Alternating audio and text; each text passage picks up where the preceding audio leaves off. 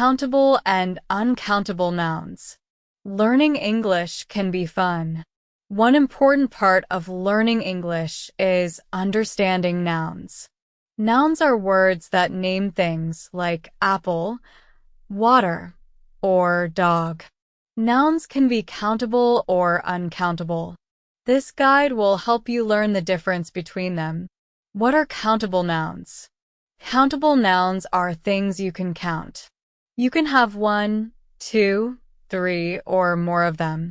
For example, apple is a countable noun. You can have 1 apple, 2 apples, or 3 apples. Examples of countable nouns. Apple. 1 apple, 2 apples, 3 apples. Dog. 1 dog, 2 dogs, 3 dogs. Car. 1 car, 2 cars, 3 cars. Book. 1 book, 2 books, 3 books. When you talk about countable nouns, you can use numbers like 1, 2, 3, and so on. You can also use the words a or an for one item. Examples. I have a book. She has 2 dogs. They bought 3 apples. What are uncountable nouns? Uncountable nouns are things you cannot count. They are usually seen as a whole or a mass. For example, water is an uncountable noun. You cannot count water. You cannot say 1 water, 2 waters. Instead, you just say water. Examples of uncountable nouns. Water. You cannot count water. Rice. You cannot count rice. Milk. You cannot count milk. Sugar. You cannot count sugar. Uncountable nouns do not use numbers. You do not say 1 sugar or 2 sugars. Instead, you use words like some, a little, or a lot of. Examples. I want some water. She needs a little sugar. They have a lot of rice. Countable and uncountable nouns in sentences. Now, let's see how to use countable and uncountable nouns in sentences. Countable noun sentences. I have 2 cats. He bought 3 oranges. She read a book. Uncountable noun sentences. Please give me some milk. We need a little butter. There is a lot of sand on the beach. Making uncountable nouns countable. Sometimes, we can make uncountable nouns countable.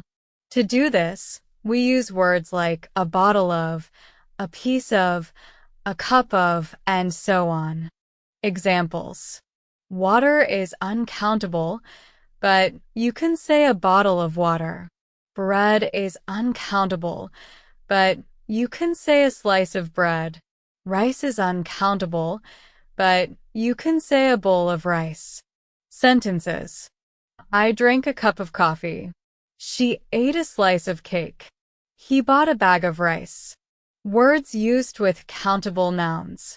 With countable nouns, you can use words like many, a few, and several. Examples. I have many books. There are a few apples on the table. She saw several birds.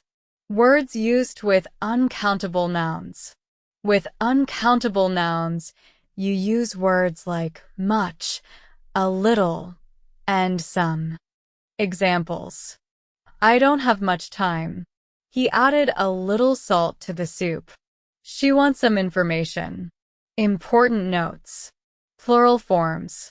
Countable nouns have a singular and plural form. For example, apple becomes apples.